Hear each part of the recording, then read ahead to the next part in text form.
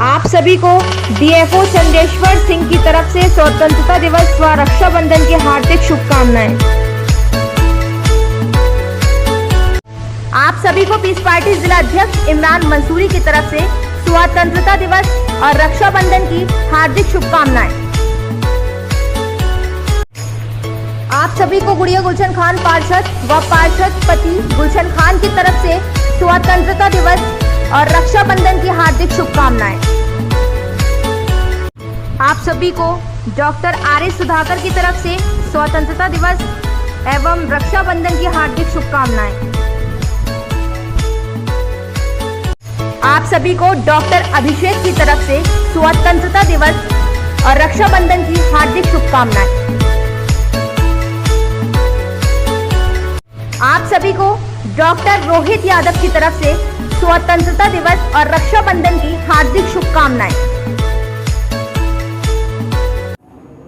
नमस्कार, मैं हूं आपके साथ इंशा। नेशनल टुडे 24 में आप सभी का एक बार फिर से स्वागत है। आप सभी को नेशनल टुडे 24 परिवार की तरफ से स्वतंत्रता दिवस की दिली मुबारकबाद। देखिए ये खबर नोएडा से। बाबू यादव जिला अध्यक्ष नोएडा ग्रामीण लोहिया वाहिनी कार्यालय पर आज 15 अगस्त के अवसर पर पूर्व राज्य मंत्री नीलम रोमिला सिंह ने झंडारोहण किया और लोहिया वाहिनी कार्यालय पर कार्यकर्ताओं को पुष्प माला पहनाकर सम्मानित किया गया। इस अवसर पर पूर्व प्रत्याशी सुनील चौधरी, विजय सिंह यादव, ओमवीर यादव, सुशीला भारती, गौरवन यादव, देवपाल यादव, विनीता यादव, विनोद यादव, नीरज कश्यप, सतीश दायमा, सुमित के साथ तमाम समाजवादी साथी मौजूद रहे। देखिए एक खास बातचीत हमारे सहयोगी मनोज शर्मा के साथ।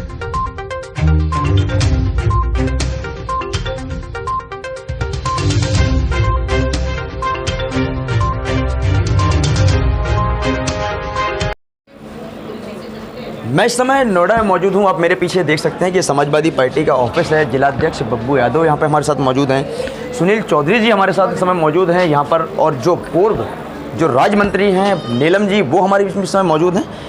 ये आप देख सकते हैं कि आज 15 अगस्त का दिन है। एक आज़ादी का जो स्वतंत्रता दिवस मनाया गया है। इस समय जगह जगह तिरंगे फहराए गए हैं। ये तिरंगा आप मेरे जस्ट पीछे देख सकते हैं कि ये तिरंगा है, जहाँ पर यहाँ पर समाजवादी पार्टी के कार्यकर्ता, सभी नेतागण सभी यहाँ पे मौके पहुँचे हुए हैं। हमारे बीच में इस समय जो नीलम जी हैं, पूर्व राज्य मंत्री रही हैं उत्तर प्रदेश सरकार में। फिर हम बात करते हैं इनसे। मैडम, बहुत बहुत स्वागत आपका नोएडा दौरा करने के लिए। जी, आज स्वतंत्रता दिवस की बधाई आपके लिए। जी जी। आज नोएडा दौरा हुआ है आपका। जी जी। क्या रणनीति है आपकी, क्या जी। राष्ट्रीय पार्टी? सबसे पहले तो मैं पूरे आपके चैनल के माध्यम से पूरे देशवासियों को 75 स्वतंत्रता दिवस की हार्दिक शुभकामनाएं देना चाहती हूं और ईश्वर से कामना करती हूं कि हमारे देश की एकता, अखंडता, भाईचारा, आपसी विश्वास, स्नेह, प्यार सदैव बना रहे। और मैं धन्यवाद देना चाहती हूं कि हमारे नोएडा ग्रामीण के हमारे जिलाध्यक्ष हैं लोहिया वाहिनी के, हमारे छोटे भाई बलबीर यादव बब्बू जी का ये कार्यालय है। और यहाँ पे हमारे साथ पूर्व प्रत्याशी महोदय जी भी मौजूद हैं। हमारे साथ महासचिव जी भी मौजूद हैं। महिला हमारी जिलाध्यक्ष भी मौजूद हैं। बहुत सारी हमारी बहनें हैं, बहुत सारे युवा साथी हैं, सब यहाँ पे मौजूद हैं। और आज सभी ने हमें बहुत सम्मान दिया है। हमारा सम्मान क्या, ये पार्टी का सम्मान है। 2022 बिल्कुल करीब है और समाजवादी पार्टी सरकार बनाने जा रही है, इसमें कोई शक नहीं है। क्योंकि जो हमारा क्रांति रथ निकल चुकी है, जो हमारी क्रांति रथ को हमारे माननीय राष्ट्रीय अध्यक्ष अखिलेश यादव जी ने निकाला है, उससे साबित हो गया है कि सरकार हिल चुकी है और बदलाव जनता मांग रही है। जिस तरह से भीड़ थी साइकिल रैली में, ये हमारे 5 अगस्त को जनेश्वर मिश्रा जी के, स्वर्गीय जनेश्वर मिश्रा जी के जन्मदिवस के अवसर पर एक बहुत बड़ा प्रोग्राम लखनऊ में आयोजित हुआ था, जिसमें खुद हमारे युवा हृदय सम्राट माननीय अखिलेश यादव जी ने साइकिल यात्रा से उसका शुरुआत की है। और जो पिछले दिनों इन 5 सालों में विकास की बात करती थी ये बीजेपी की सरकार, की विकास करेंगे, तो इन 5 सालों में हमें तो विकास कहीं पैदा होता हुआ दिखा नहीं। लेकिन जो बीजेपी पार्टी आप बता रहे हैं, बीजेपी पार्टी तो विकास गिनवा रही है। उनका जो विकास वो गिनवा रही है, वो हमारे ही जो विकास के कार्य जब हम सरकार में 2012 में आए थे तो हमारे हाथ में जब हम वोट मांगने गए थे तो एक पत्रिका होती थी जिसको पार्टी का घोषणा पत्र कहा जाता था। हमने अपनी पार्टी सरकार बनने से पहले, जनता के बीच में जाने से पहले, उस घोषणा पत्र के माध्यम से जनता से वादा किया था कि हमारी सरकार आएगी तो हम ये कार्य करेंगे, हमारी सरकार आएगी तो हम वो कार्य करेंगे। उस घोषणा पत्र के सारे कामों को हमने 4 साल के अंदर ही कंप्लीट किया था। इसके साथ ही बहुत सारी ऐसी योजनाएं थीं जिनके बारे में हमने उस घोषणा पत्र में जिक्र नहीं किया था कि हम इतना शानदार पुलिस ऑफिस बनाएंगे कि जिसके ऊपर 3 हेलीकॉप्टर जिसकी छत पर खड़े हो जाएंगे। हम इतना शानदार स्टेडियम बनाएंगे जो इंटरनेशनल लेवल का होगा। हम इतनी अच्छी एक्सप्रेस वे रोड बनाएंगे कि जिस पे आप चलिए अगर एक गिलास पानी भी आपने कार के अंदर रखा है तो पानी भी नहीं छलकेगा। हमने ये नहीं कहा था कि हम मेट्रो ट्रेन भी चलाएंगे, लेकिन हमने वो विकास कार्य को करके दिखाने का कार्य किया।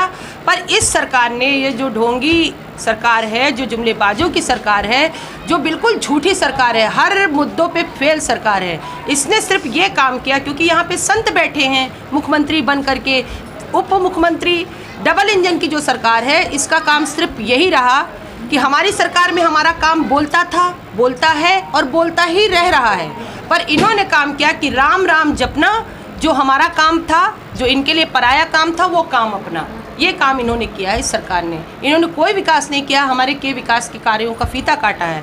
चलो भाई, फीता काटा आपने तो कम से कम आप काम करके दिखाते। हमारी सरकार में महिलाओं के लिए बहुत सारी योजना थी, बहुत सारी महिलाओं को हमने पेंशन दिया था। कन्या विद्या धन जब हमने दिया था तो हमने न किसी जाति को देखा था, न धर्म को देखा था। अगर हमने दलित की बेटी को 30,000 कन्या धन दिया था, तो अगर ब्राह्मण की बेटी ने भी इंटर पास किया है तो उसको भी हमने 30,000 कन्या धन देने का काम किया था। हमने किसी भी जाति पाति या भेदभाव के साथ कार्य करने का काम नहीं किया था। हमने पेंशन दिया था तो सभी जाति वर्ग की महिलाओं को दिया था।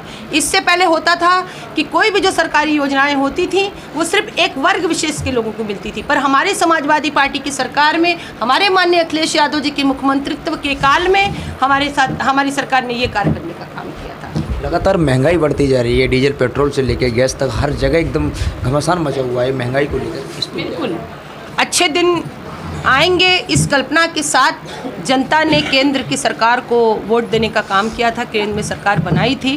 पर आप देख रहे हैं कि अच्छे दिन तो नहीं आए। सबके खातों में 15-15 लाख रुपए आने की बात थी, पर खाते का बैलेंस जो है 0 हो गया है। खाते में पैसे नहीं हैं। एकदम जो पैसा हमारा अपना था, हमारे खातों में जो हमारा पैसा था, जो हमारे सेविंग का पैसा था, वो मोदी जी के जो रिश्तेदार थे वो लेकर के विदेश में सब बैठ गए हैं। चाहे वो नीरव मोदी हो, चाहे मेहुल चौकसी हो, चाहे विजय माल्या हो, ये सब भागे हुए हैं। सब हमारे देश का पैसा लेकर के बाहर चले गए हैं। क्या यही अच्छे दिन की कल्पना हमारे लोगों ने की थी, हमारी जनता ने की थी? दिन ब दिन डीजल के दाम, कभी ऐसा हुआ था कि डीजल भी पेट्रोल से ऊपर चला जाए? पिछले दिनों आपने देखा होगा कि डीजल का रेट भी पेट्रोल से ऊपर हो गया था। और ये सरकार ऐसी है कि अपने ही किए कामों को करती है, उसके बाद बैकफुट पे आती है। बैकफुट पे आने के बाद जब विपक्ष इनको आईना दिखाता है तब फिर से ये वही काम करती, थूक के चाटने का काम ये सरकार करती है। एक तरफ राजनीति में घमासान मचा हुआ, 2022 की तैयारी की जा रही है, एक तरफ किसान बिल्कुल पूरी साल बीतने वाला है और वो भी रोड पे भी तब बैठा हुआ है, उसके लिए क्या बेटा? देश का अन्नदाता, जिससे हमारा, मैं कहती हूँ कि कोई भी ऐसा व्यक्ति नहीं होगा जो अन्न नहीं खाता होगा। देश का अन्नदाता जो करोड़ों लोगों को, लाखों लोगों को अन्न देता है, आज वो अन्नदाता सड़क पर उतरा हुआ है, भीषण जाड़े में सड़क पे रहा है। कितने लोगों ने दम तोड़ दिया है, आंदोलन में लगातार लोगों ने दम तोड़ा है। पर ये सरकार बिल्कुल भी टस से मस नहीं हो रही है, किसी की भी बात नहीं मान रही और अपने कहना चाहिए हिटलर शाही के तहत अपने जो कानून बना रही है, जिससे इनके पूंजीपतियों को जिससे फ़ायदा होना है उस काम को करने का काम कर रही है। अपने ही खेत में किसान अगर काम करता है तो खेत का मालिक होता है, उसको उसके ही खेत में नौकर बनाने का काम करने का काम ये सरकार कर रही है, जिसको ये किसान होने नहीं देगा। और एक ना दिन ये विजय हासिल होगी और उन किसानों के साथ हमारी समाजवादी पार्टी और हमारे सभी साथी, हमारे युवा सब खड़े हुए हैं। बीच में हमारे अध्यक्ष जी और आप सब लोग किसानों के साथ आंदोलन भी। 2022 में अगर सपा पार्टी सरकार बनाती है तो युवाओं के लिए क्या रहेगा? हमारी सरकार ने पहले भी युवाओं के साथ बहुत काम किया था। हमारी सरकार ने कहा था हम रोज़गार देंगे, अगर हम रोज़गार नहीं देंगे तो हम बेरोज़गारी भत्ता देंगे। और इसके लिए सिर्फ ये नहीं कहा था कि हम रोज़गार देंगे, रोज़गार कहाँ से आएगा, इसकी भी एक कार्य को करने का काम उन्होंने किया था। बहुत सारे कंपनियाँ हमारे यहाँ, बहुत सारी कंपनियों को निमंत्रण दिया गया था, MOU साइन हुए थे, जिसके तहत आप देख सकते हैं कि शहीद पथ जो लखनऊ में है उसके आगे तक के बहुत सारे एरियो को डेवलपमेंट करके किया गया था, जिसमें मेदांता जैसे हॉस्पिटल को लखनऊ में लाने का काम किया था और मेदांता के थ्रू भी बहुत सारे लोगों को नौकरी मिली। और ऐसे बहुत सारे इंडस्ट्रीज़ थी, वोडाफोन था और ऐसी चीज़ें थी कि जिसके तहत देश के जो ये बच्चे हैं हमारे पढ़ लिख करके डॉक्टर इंजीनियर बाहर जाते हैं, कोई बेंगलोर जाता है, कोई कहीं और अन्य स्टेट में जाता है, उन बच्चों को अपने यहाँ उत्तर प्रदेश में ही काम देने का वादा माननीय अखिलेश यादव जी का था। और मैं समझती हूँ अगर हमारी सरकार अब तक होती तो ये जो बेरोजगारी का स्तर है, ये जो लोग परेशान हो रहे हैं, ये जो लोग मरे हैं, ये भूखमरी का जो दौर चला है वो ना चलता।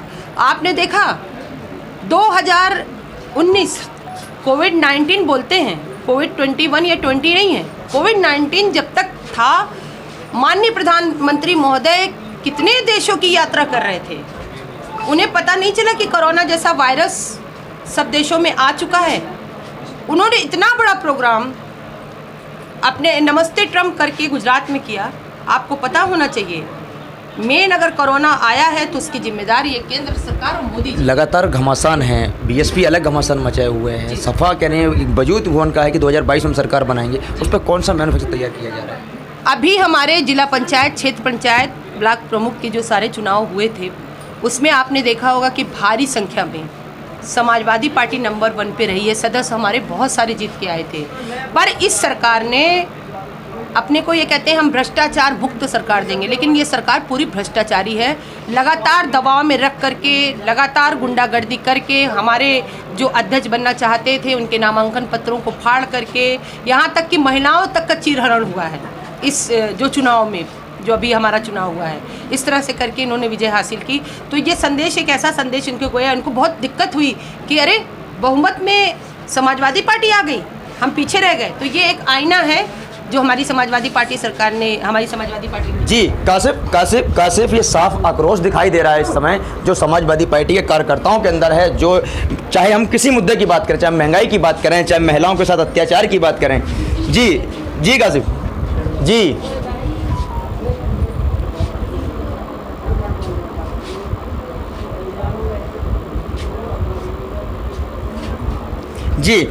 2017 में जब सपा चुनाव हुई थी उसके बाद ईवीएम पे ऊपर एक्शन आया था। जी बिल्कुल। हाँ, ईवीएम पे मैं ये कहना चाहूँगी कि ईवीएम पे कुछ तो उंगली उठी थी और उंगली उठना वाजिब भी था। जब बहुत सी चीज़ों को ये लोग हैक कर रहे हैं, अब आप बोलेंगे और ऐसा हैक कर रहे थे तो फिर बंगाल में ऐसा क्यों हुआ, फिर वो बिहार में ऐसा क्यों हुआ। तो मैं ये कहना चाहती हूँ कि ईवीएम पे भी कुछ है कि डाउट तो बनता ही बनता है, कोई चीज़ ऐसी असंभव नहीं है कि जो ना हो पाए। लेकिन वीवीपैट जैसे कि लगाने की हमारी मांग है कि वीवीपैट लगाया जाए। ये लगाया भी है इन्होंने, लेकिन पूरे विधानसभा में आपने अगर 2-4 बूथों पे लगाया तो वो कोई मायने नहीं होता है। इस पे हमारे राष्ट्रीय स्तर से जो हमारे बड़े 2022 पे क्या नज़र रहेगी? सबकी नज़र रहेगी और ऑलरेडी इस पे नज़र है। जो भी और दल हैं उनसे हमारे राष्ट्रीय अध्यक्ष जी की वार्ता चल रही है, ये उनके स्तर का मामला है, इस पे उस पे बात की। जी कासिफ सबसे बड़ी बात जो सामने निकल के आती है कि ईवीएम का एक्शन हो या वो चाहे महिलाओं के साथ अत्याचार हो, चाहे वो महंगाई की मार हो, ये साफ तरीके से सपा पार्टी के अंदर आक्रोश दिखाई दे रहा है। और ये इनका जो कहना है कि सिर्फ योजना तो अखिलेश यादव की देन थी, योगी सरकार ने फीते काटने का काम किया। कैमरा पर्सन संजय के साथ मनोज शर्मा, नेशनल 24 नोएडा।